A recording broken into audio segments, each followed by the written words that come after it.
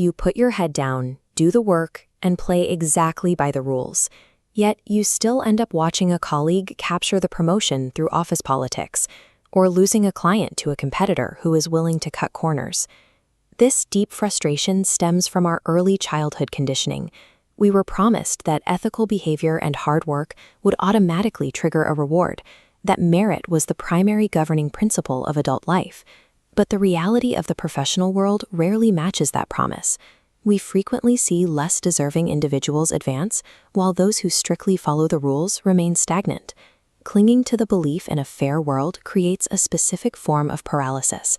It forces you to wait for recognition that may never come, effectively outsourcing your success to a system that doesn't prioritize your justice. Author Anindya Roy Chowdhury argues, "The world is not fair, never was, and never will be." Accepting this isn't pessimism. It's the baseline requirement for building real strength. Most people suffer from fairness dependence, a mindset that creates an external locus of control. When you depend on others to be fair, you are essentially waiting at a velvet rope for a stranger to validate your worth. Vocalizing complaints about this unfairness only compounds the problem.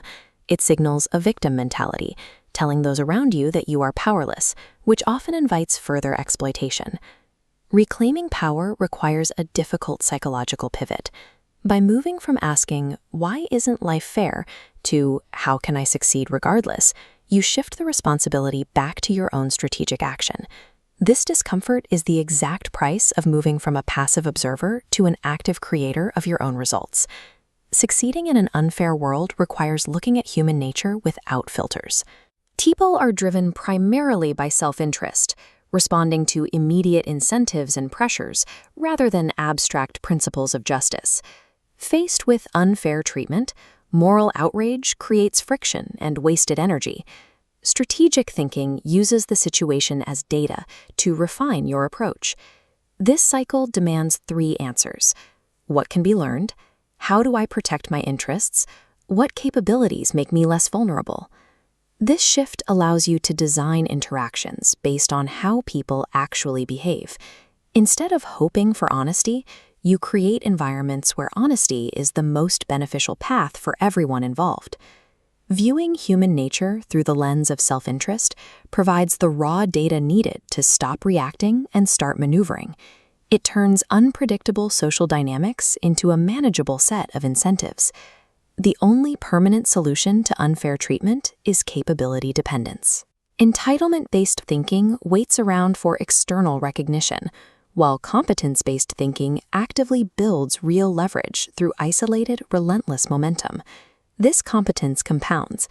Solving difficult problems and acquiring rare skills builds a reputation for value that eventually becomes too significant for any unfair system to ignore.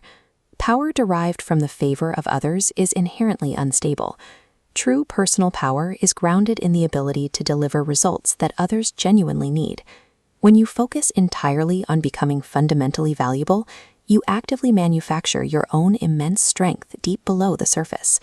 Eventually, your success is driven by your own capacity rather than the market's sense of justice. To maintain this momentum, you must eventually decouple your motivation from the world's approval by establishing internal success standards. External metrics are inherently volatile because they rely on the fickle judgment of others. Internal metrics, like the acquisition of a new skill or the quality of your effort, provide a stable foundation for long-term growth. Measuring your own progress allows you to maintain direction during periods when external rewards are absent or unfairly distributed. Self-imposed standards typically exceed external expectations, replacing the world's minimum requirements with a personal mandate for excellence that remains within your total control. By making yourself the primary judge of your own work, you become emotionally bulletproof. You remove the world's ability to manipulate your motivation through its lack of recognition. This transformation turns a reactive victim of circumstances into a sovereign strategist who understands the rules of the game. You can continue waiting for an unfair system to fix itself, or you can begin the work of building undeniable personal leverage. Lasting success belongs to those who build the strength to win, regardless of whether the rules are fair. Final freedom is found in your own capability, not in the world's sense of justice.